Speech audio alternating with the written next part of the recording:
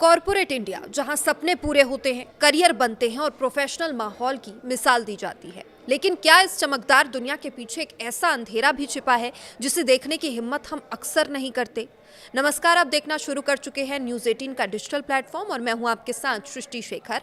और इस वीडियो में हम बात कर रहे हैं नासिक के टीसीएस कांड की।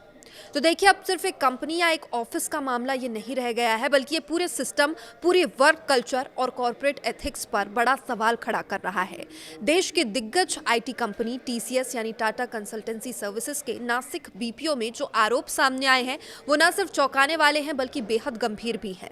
महिलाओं के साथ कथित मानसिक और यौन उत्पीड़न, धार्मिक दबाव और यहाँ तक कि टीम लीडर्स द्वारा होटल जाने के लिए दबाव बनाने जैसे आरोप हैं। और ये सब कुछ उस जगह पर हुआ जहाँ सुरक्षा और सम्मान की उम्मीद सबसे ज्यादा की जाती है।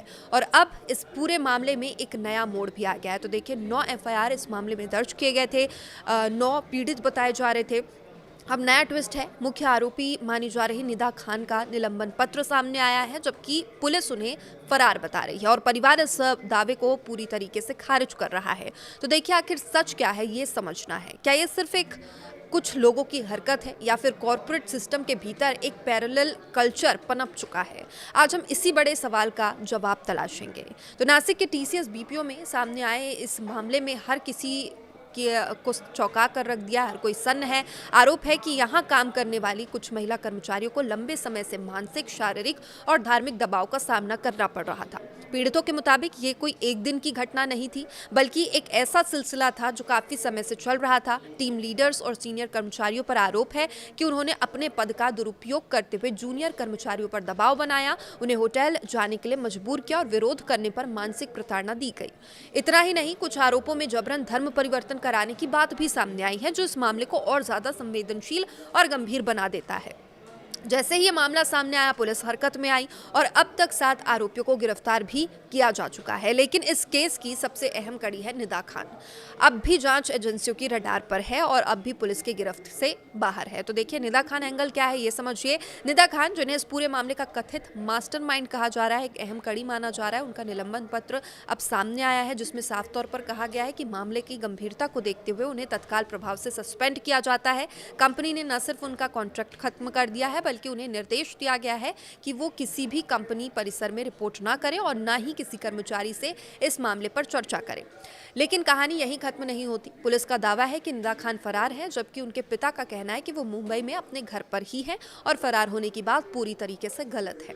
इसी बीच निदा खान ने अदालत में अग्रिम जमानत की अर्जी भी दाखिल की है और अपने पक्ष में ये दलील दी है कि वो प्रेग्नेंट है, गर्भवती है और अपने पहले बच्चे को जन्म देने की उम्मीद कर रही हैं। अब सवाल ये है कि क्या ये कानूनी रणनीति है या फिर सच में उनकी स्थिति वैसी ही है जैसी बताई जा रही है। इन तमाम दावों के बाद अब एसआईटी जांच कर रही है और इस मामले में एक और चौंकाने वाली खबर सामने आई है। गिरफ्तार आरोपियों में से एक शफी शेख के साथ जेल में कथित मारपीट की खबर ने पूरे केस को और ज्यादा सनसनीखेज बना दिया है। अगर ये आरोप सही है तो ये सिर्फ एक आरोपी के साथ हिंसा का मामला नहीं है, बल्कि ये जेल सुरक्षा और कानून व्यवस्था पर भी सवाल खड़े करता है। तो देखिए, क्या आरोपी भी सुरक्षित नहीं है, ये भी सवाल है। क्या कानून का पालन हर स्तर पर हो रहा है या फिर कहीं ना कहीं सिस्टम में खामियां हैं? और ये सवाल अब और ज़्यादा ज़रूरी हो गया है। लेकिन इस पूरे मामले का सबसे बड़ा सवाल इससे भी आगे जाता है कि क्या कॉर्पोरेट ऑफिस सच में उतने सुरक्षित हैं जो उतना हमें बताया जाता है? क्या बड़ी बड़ी कंपनियों के अंदर एक ऐसा अनऑफिशियल सिस्टम चल रहा है, और अगर चल रहा है तो इसका मास्टरमाइंड क्या कहीं बाहर बैठा हुआ है और इन कंपनियों को एक एसेट के तौर पर वो इस्तेमाल कर रहा है? और जहां नियमों की जगह दबाव और डर काम करता है, जहां शिकायत करने का कोई मतलब नहीं होता, और सबसे अहम, क्या महिलाएं आज भी अपने वर्क प्लेस पर पूरी तरह सुरक्षित महसूस कर पाती हैं? ये सवाल सिर्फ नासिक का नहीं है, ये सवाल देश के हर उस ऑफिस का है जहां हजारों लाखों लोग रोज काम करने जाते हैं।